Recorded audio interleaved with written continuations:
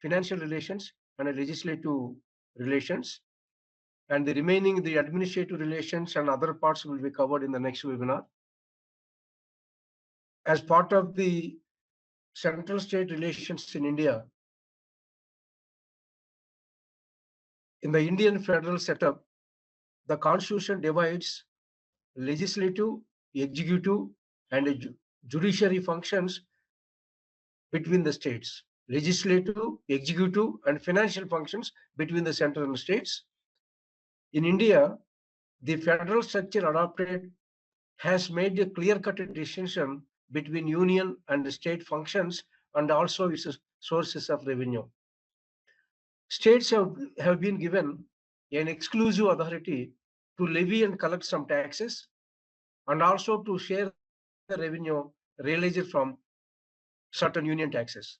So states have the authority to impose certain kinds of taxes, and it also gets revenue from the certain union taxes also. Moreover, the states are receiving grants in aid from center, which are a kind of transfer of resources from center to states. So in addition to the imposition of taxes and certain portion from the union source of revenue, the states also receives grants in aid from center. So the major source of revenue of the state are its own revenue, its own tax sources, own non-tax sources. At the same time, it should share in the central taxes plus grants in aid from the center. So grants in aid is a kind of transfer of resource from center to state. The Constitution of India makes provisions for clear-cut division of fiscal powers between center and state governments. Taxes having interstate base are levied by the center. Taxes having interstate base are levied by the center. And taxes having local base are being levied by the state. But the residuary powers belong to union government itself. In India, the financial dependence of state on the central government is a very common practice of most of the states. Now you can observe most of the states depends heavily on the center for the sake of getting more funds, and especially the degree of dependence is much for financially weaker states. So financially weaker states means they are unable to mobilize adequate resources to meet the growing expenditure. So as a result, weaker states used to depend heavily on central government for raising funds to meet the growing expenditure. At the same time, too much of dependence is on center is not at all suitable for the smooth functioning of the federal setup.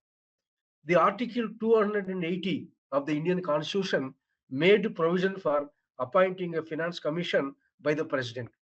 So, as per Article 280 of the Constitution, Indian Constitution, the President of India appoints a finance commission once in every 5 years. The main responsibility of the finance commission is distribution of financial resources between the central government and state government. So it recommend the distribution of resources between central government and state government, and the functions of the finance commission are normally to make recommendations to the president, the distribution of net proceeds of taxes to be shared between center and states. For example, central government impose certain kinds of taxes, so the central government collects the revenue. Out of the total revenue collected by the center, a certain amount should be passed on to the states. So this kind of net proceeds of taxes to be shared between the center and states, the distribution, it will be recommended by the finance commission, and thereby determine the allocation of share of such proceeds out of the total central revenue by way of imposing taxes. As I mentioned earlier, a certain amount should be passed on to the states. So how much percentage of the tax revenue should be passed on to the states will be recommended by the finance commission to the president. Next one, determination of principles governing payment of grant in aid by the union to different states. As I mentioned earlier, the central government provide grants and aids to state government, and it can be considered as a kind of the transfer of resource from the central government to state government. Central government provide grants in aid to different states in order to meet the revenue deficit, at the same time in order to improve their health conditions and sanitation conditions, nutrition. So in that manner, the central government provide grants in aid to different states. Next one, measures needed to augment the consolidated fund of a state to supplement resources of the panchayats in the state. So state government also is required to uh, distribute a certain amount of its tax revenue between the panchayats also. So with regard to supplement of resources to panchayats by the state government, it can be taken care of the finance commission. The finance commission make recommendations to president with regard to augment the consolidated fund of the state to supplement the resources of panchayats of the state. At the same time, it also recommends certain measures needed to augment the consolidated fund of the state to supplement resource to municipalities also. So earlier I have highlighted panchayats. Now to supplement the resources to municipalities in the state on the basis of recommendations made by the Finance Commission of the state. So in addition to these functions, the Finance Commission also recommends any other matter referred to the Commission by the President in the interest of sound finance. These are the various functions of Finance Commission. The Finance Commission will be appointed by the President under Article 280 of the Indian Constitution. Next one, the grants in aid. As I mentioned earlier, grants in aid will be given to the states. These are being recommended by the successive finance commissions in order to meet the problems of deficit on non-planned revenue account and to meet the expenditure related to any special problems. So on one hand, in order to meet the revenue deficits of the center, so state governments are experiencing certain revenue deficits. So in order to avoid the severe revenue deficit in the states, the central government provides a grant in aid to those states.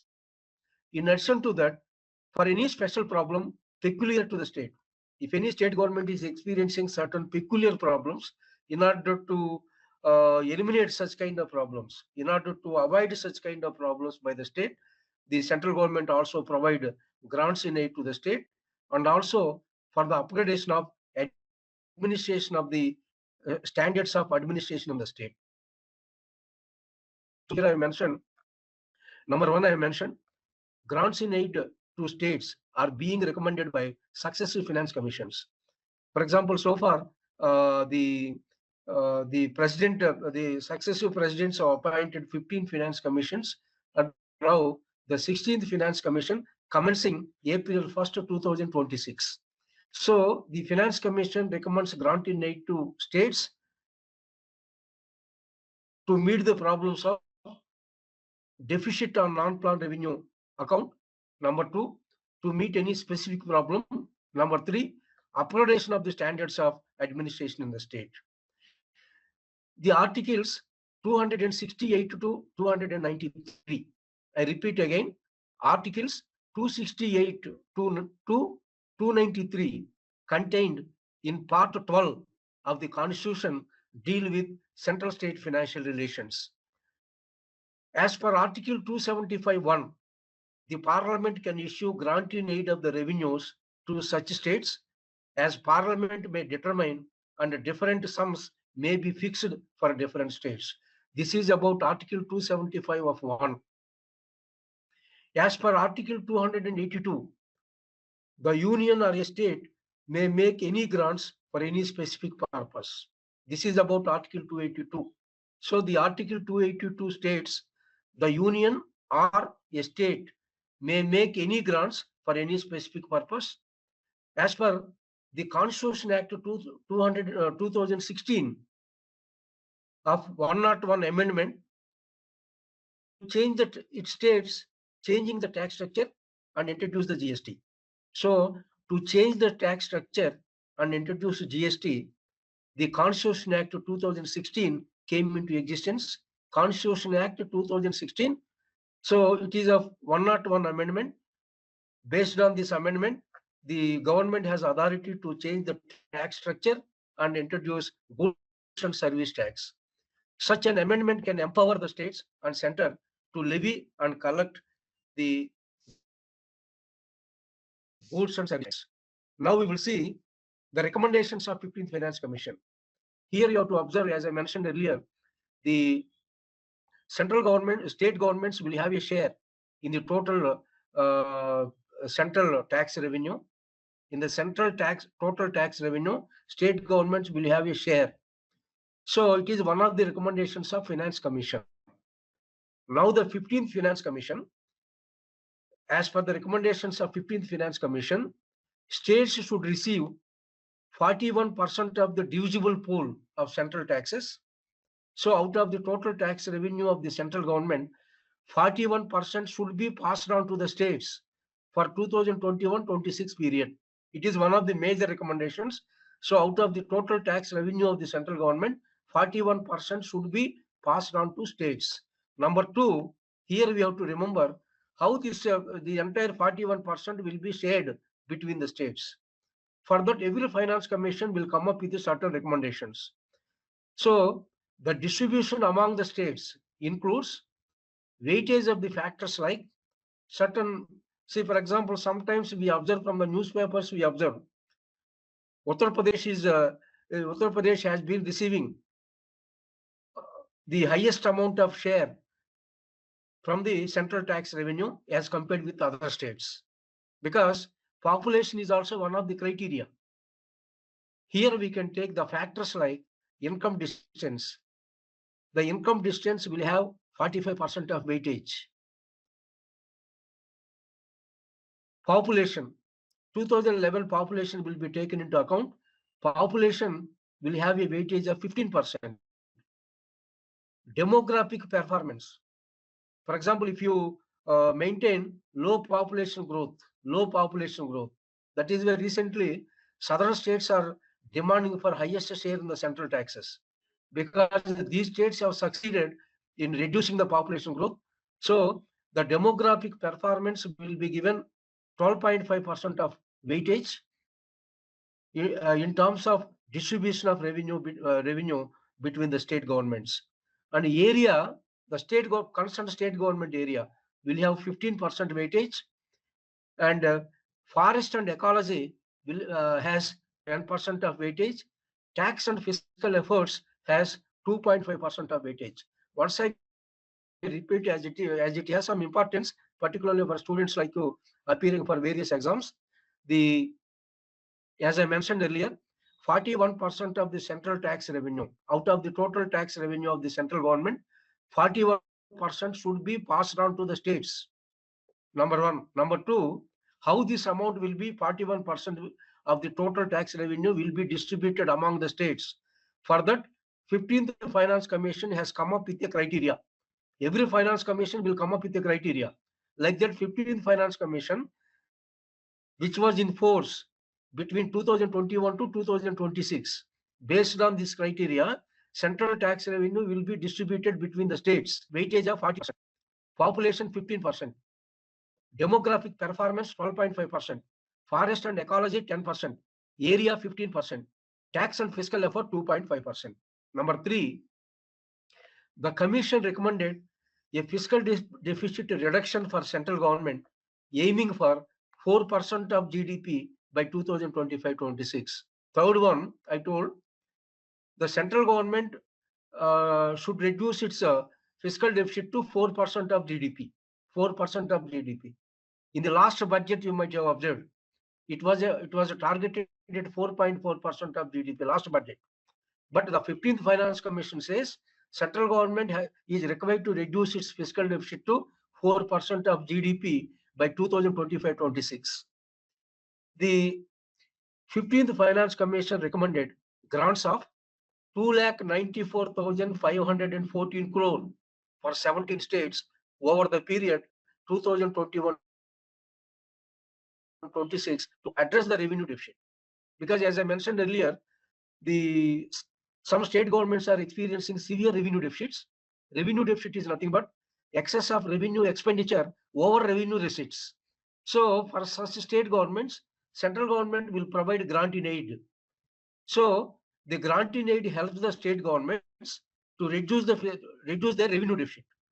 So in order to reduce their revenue deficit, the 15th Finance Commission has recommended 2,94,514 crore for 17 states over the period 2021-26 to address their revenue deficit.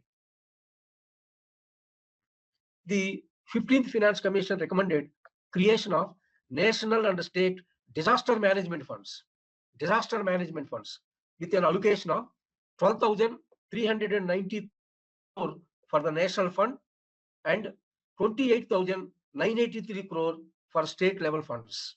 Here again I repeat, the 15th Finance Commission recommended creation of national and state disaster management funds with an allocation of 12,390 crore for the national fund, 28,983 crore for state level funds.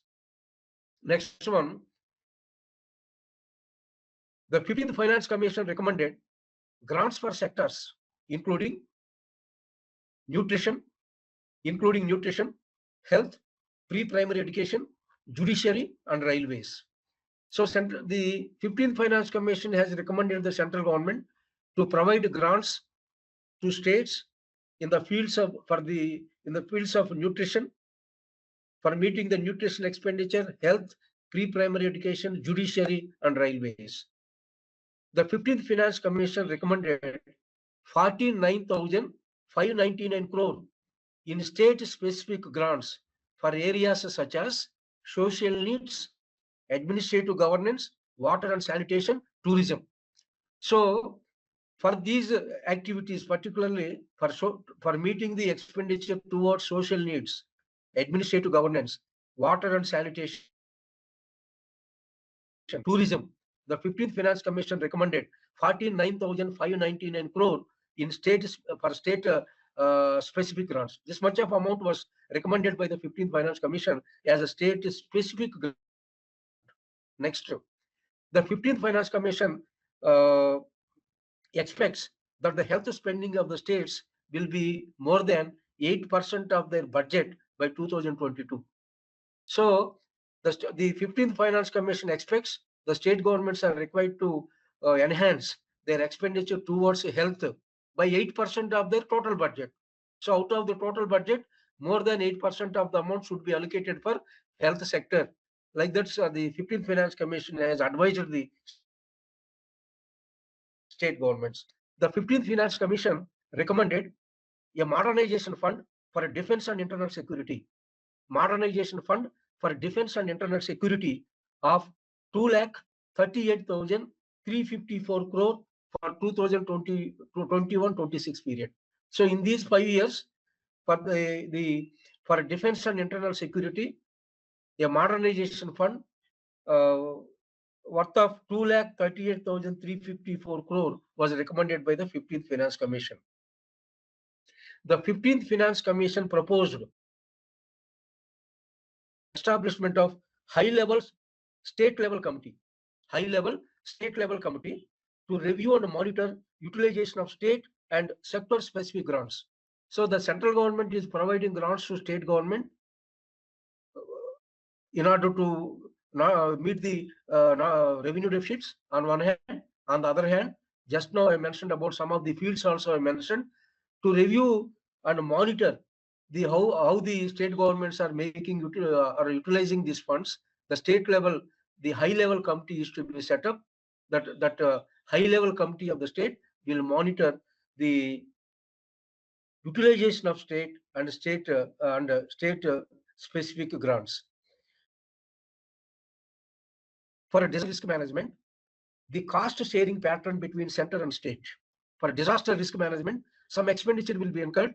Out of the total expenditure incurred for disaster risk management, 90% will be borne by the central government and 10% by the states. In case of northeastern states and Himalayan states, 90:10. 90% will be borne by the central government, 10% by these state governments. In case of remaining states, it was fixed at 75:25. So 75% of the expenditure will be met by the central government. Remaining 25% will be met by the state governments. The state disaster management funds will have a corpus of 1.6 lakh crore. So a corpus fund is created. State disaster management funds will have a corpus of 1.6 lakh crore. In that, the central share would be 1.2 lakh crore. So out of 1.6 lakh crore of corpus fund, central share would be 1.2 lakh crore. At the same time, there are number of central sponsored schemes. So in order to implement the central sponsored schemes, central government also provides certain grants to the state governments. So in case of implementing central sponsored schemes, in case of some schemes, central government will provide 100%, will meet the entire expenditure.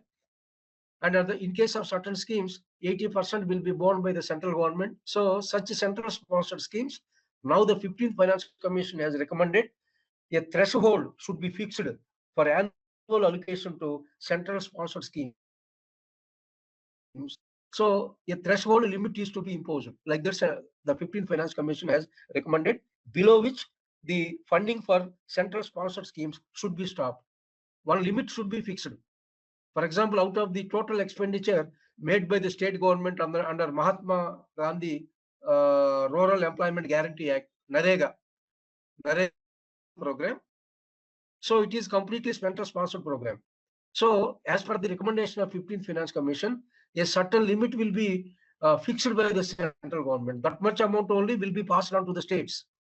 So beyond that limit, the central government will not provide any additional amount to the state government to implement such kind of programs. So in order to reduce the excessive expenditure of the central government, the 15th Finance Commission has taken up such kind of recommendations. The 15th Finance Commission recommended forming a high-level intergovernmental group to review the FRBM Act. You are aware of the FRBM Act, Fiscal Responsibility and Budget Management Act. As per the Fiscal Responsibility and Budget Management Act, for example, both the central government and state governments are required to maintain fiscal discipline. Their revenue deficit should reach to zero. Fiscal deficit of both the central and state should not exceed 3% of GDP. And the debt of both the central and state government should not exceed 75% of GDP. These are the main elements of FRBM Act. It clearly reflects the fiscal discipline of both the central and state government. So in order to review the FRBM Act, the 15th Finance Commission has recommended forming a high-level intergovernmental group has been recommended by the 15th Finance Commission. Additional borrowing of 0.5% of GSDP will be allowed for the states that implement power sector reforms. Because you are aware, most of the state governments are experiencing energy crisis, and they are required to introduce reforms in the power sector. In order to introduce reforms in the power sector, state governments are allowed to borrow 0.5% of GSDP. They can borrow an amount which is equivalent to 0.5% of GSDP. So it was allowed by the Finance Commission. And as far as the total debt of the central government is concerned, the 15th Finance Commission has recommended total debt of the central government should be reduced from 62.9% of GDP in 2020-21 to 56% by 2025-26. And for states, state governments also are required to reduce their debts from 33% in 2020-21 to 32% by 2025-26. So both the state government and central governments are required to reduce their liabilities by 2025-26. And finally, the Independent Fiscal Commission is to be set up to oversee the public finance management. So the 15th Finance Commission has recommended an independent fiscal commission is to be set up to oversee public financial management. Now, the issues pertaining to center-state relations are concerned, these are the issues. As far as the issues are concerned, the allocation of resources, because at the beginning I told, states like Uttar Pradesh and some of the states which have high population growth. So such states are getting benefited from the 15th Finance Commission recommendations. You might have observed recently, Telangana government is also demanding the state governments for its more share in the central tax revenue, because the Telangana government is contributing more to the central tax pool, but in compared to that, its contribution to central pool, its share in the central tax revenue is very less. The proportion of that amount that the Telangana government is receiving from the central tax pool is very less. Like that, not only Telangana, some other states are also demanding higher share from the state governments, from the central tax revenue. So, as far as the allocation of resources are concerned, there was a dispute between the central government and state government over the allocation of resources. The next one, Kerala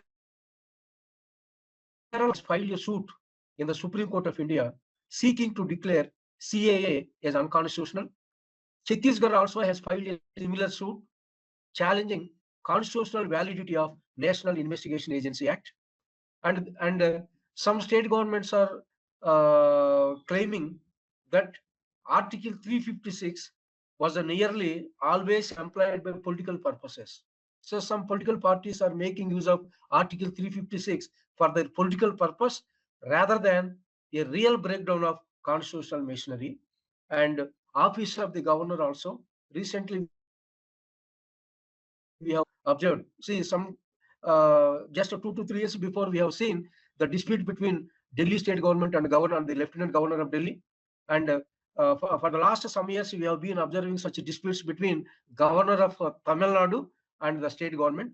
So here, the initial point of tension is that the center appoints the governor as if he or she is the representative of the central government, and the central government has found in the office of the governor an effective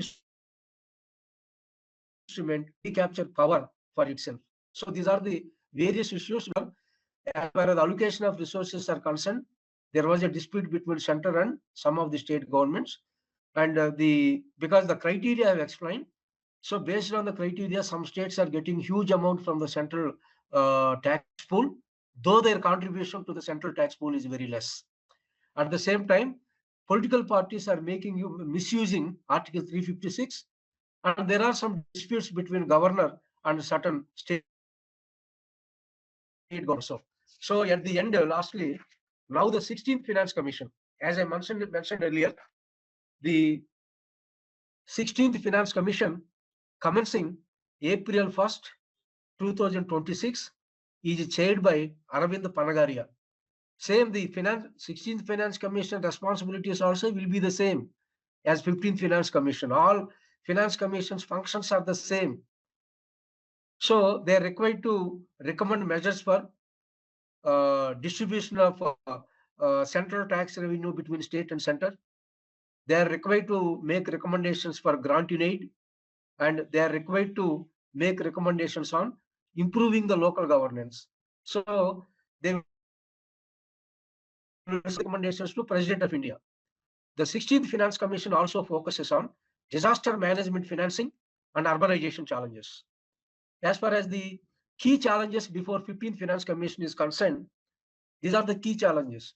Now, as I mentioned earlier, as per the 15th Finance Commission recommendation, the 41% of the net proceeds of the central tax revenue should be passed on to the states. 41% should be distributed among the state governments. So, ensuring the 41% share of central tax remains intact is crucial. Whether the 16th Finance Commission will maintain the same 41 or it will reduce. So, if the 16th Finance Commission reduce the state's share in the central tax revenue, again, state governments will face certain kind of problems related to rise in revenue deficit, and they cannot meet the uh, essential services also. They cannot fund essential services. At the same time, urban fiscal support. So urbanization is growing in India. Now at least 31.3% of the people are in urban areas. It is expected to grow in the coming years. So it is expected that $840 billion of investment is required for improving the urban infrastructure. So the rapid urbanization demands $840 billion for infrastructure over the next decade, necessitating increased government transfers to sustain urban financing, and at the same time balanced regional development. As far as the balanced regional development is concerned, some regions are more backward than other regions. If you take BMRO, states are more backward than the remaining states. So like that, northeastern states are there. So there is a need to achieve balanced regional development. So in order to achieve the balanced regional development, there should be more allocation towards development of the backward regions. So in that context, the 16th Finance Commission recommendations are very much crucial.